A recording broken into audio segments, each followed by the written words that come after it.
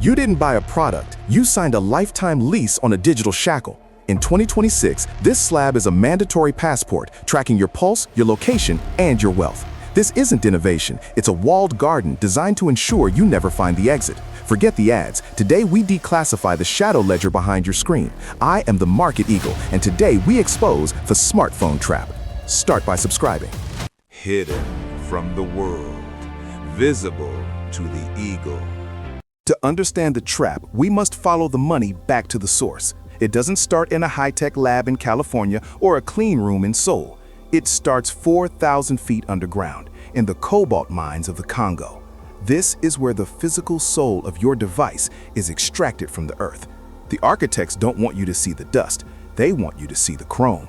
This is the first hidden cost. For every gram of cobalt in your luxury smartphone, a human price was paid that never appears on the retail sticker. The architects call this supply chain efficiency. In the ledger, it's recorded as high margin extraction. We call it the foundation of the shackle, a device built on the literal blood of the uncounted, so that you can scroll in high definition. Meet the first stakeholders, Glencore and Huayu Cobalt. These aren't household names, but they are the gatekeepers of the energy that powers your life. They control the flow of raw minerals with a cold, mathematical precision. While the celebrity founders of the brands you love talk about sustainability on stage, these entities are the ones actually turning the gears of the global machine behind the curtain. By the time these raw materials reach the massive assembly complexes in Shenzhen, the cost has already tripled. But here is the secret the architects guard most fiercely. The hardware is just the bait. They aren't selling you a phone, they are selling you a point of entry. The aluminum and glass are simply the physical housing for a much more lucrative harvesting operation. Let's look at the numbers. Why does a device that costs approximately $450 to manufacture, including parts and labor, retail for $1,200? The answer isn't innovation or R&D. Most of that markup is the tax you pay for your own imprisonment. You are funding the construction of the very prison walls that keep you locked into their ecosystem. Every cent of that massive markup is reinvested in what we call vertical integration. The architects use your money to buy the glass factories, the chip designers, and the patent portfolios. They are systematically purchasing every single layer of the supply chain. They aren't just selling you a phone today, they are buying the infrastructure of your entire digital future so that eventually there is no other choice but them. Look back at the ledger of 1934. In that era, monopolies were broken by the hammer of the law. But in 2026, the monopolies have evolved. They have become the law. They provide the encryption your government uses, the payment rails your bank relies on, and the communication identity that you require to function in modern society. To opt out of the phone is to opt out of civilization. Think about your founders, Jobs, Musk, Zuckerberg. They are the charismatic faces on the posters designed to make you feel a personal connection to a trillion-dollar entity. But the shadow files reveal a different reality. The Vanguard Group and BlackRock hold the majority stake in almost every single one of them. The rivalry between brands is a theatrical performance for the masses. The owners remain the same. When the same three institutional entities own the manufacturer, the cellular carrier, and the data center where your photos are stored, competition becomes a ghost. It's a unified front, a total market capture designed to extract maximum value from your attention. They don't compete for your money, they collaborate to own your time. The smartphone isn't a tool you use, it is a sophisticated sensory probe owned by the architects, living in your pocket 24 hours a day. It listens to your environment, tracks your pulse, and maps your desires. And the ultimate irony? You paid them a premium for the privilege of being the most intensely watched human being in history. We have declassified the physical cost. Now we enter the realm of the intangible. Chapter 3, the Data Extradition. This is where the architects stop charging you for the hardware and start harvesting you for the software. Every interaction you have with your device is a data point being exported to a server you will never see. Most users believe their data is sold to advertisers. This is a half-truth designed to keep you calm. In reality, the shadow ledger reveals a much more aggressive strategy: behavioral futures. The architects aren't just selling your past, they are selling the certainty of your future actions. Think about the terms and conditions, a 40,000-word legal wall that you agreed to in a heartbeat. It isn't a contract, it's a surrender. Inside those lines, you gave the architects the legal right to extradite your location, your private conversations, and your biometric signatures across international borders. Let's talk about the stakeholders of the cloud. Amazon Web Services, Google Cloud, and Microsoft Azure. They own the virtual soil where your digital life is planted. Even if you buy an independent phone, your data eventually flows through these three gatekeepers. The monopoly is a circle with no exit. Why does your phone feel like an extension of your hand? It's not ergonomics, it's neuromarketing. The architects employ legions of neuroscientists to study the dopamine loops triggered by your notifications. Every like, every ping, and every swipe is a precision-engineered hook designed to maximize time on device. Look at the cost of attention extraction. The average person spends 4 hours a day on their device. Over a lifetime, that is 11 years of consciousness harvested by the architects. If you value your time at just $20 an hour, the hidden cost of your smartphone is nearly $800,000 in lost human potential.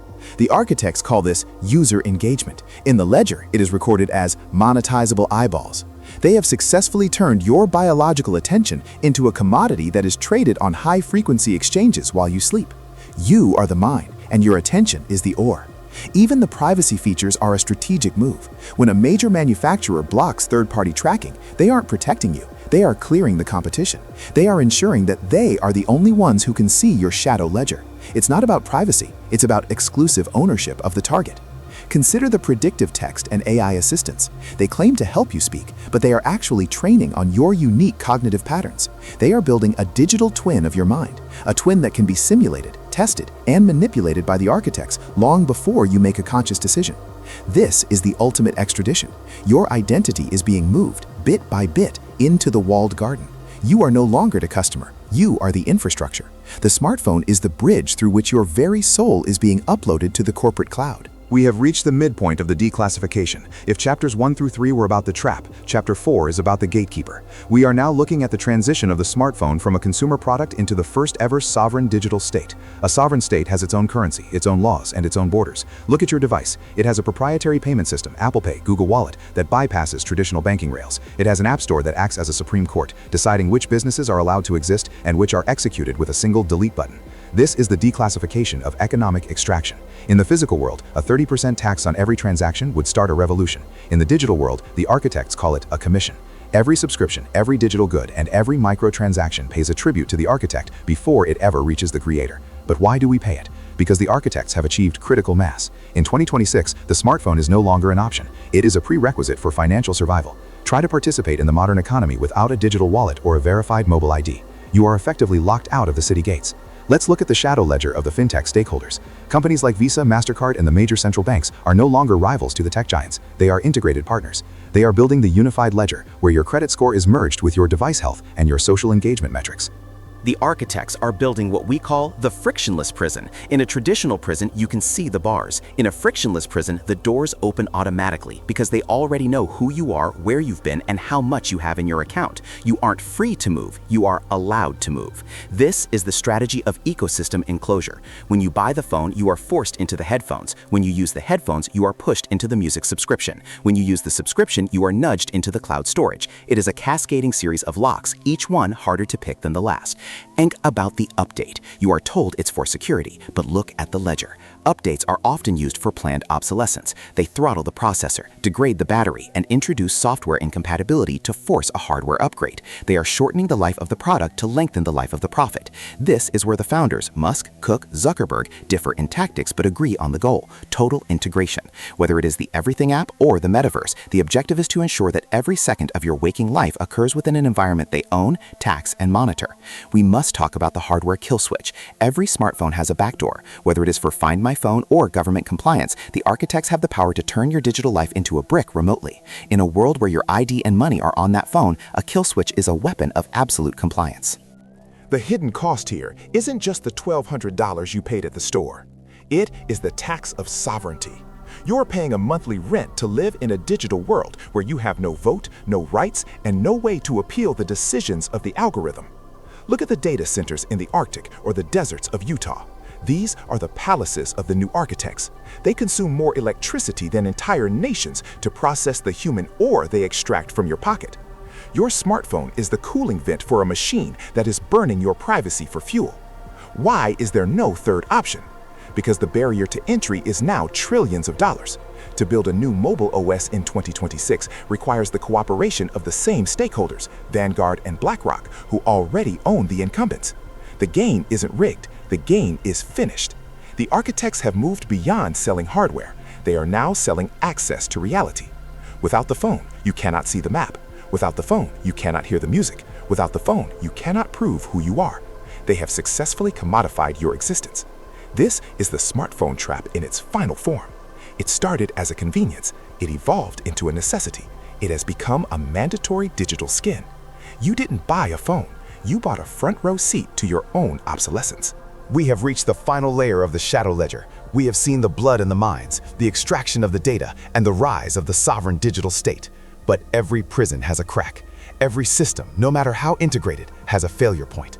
The architects want you to believe that resistance is obsolete. They want you to believe that privacy is a relic of the 20th century. But the shadow files tell a different story.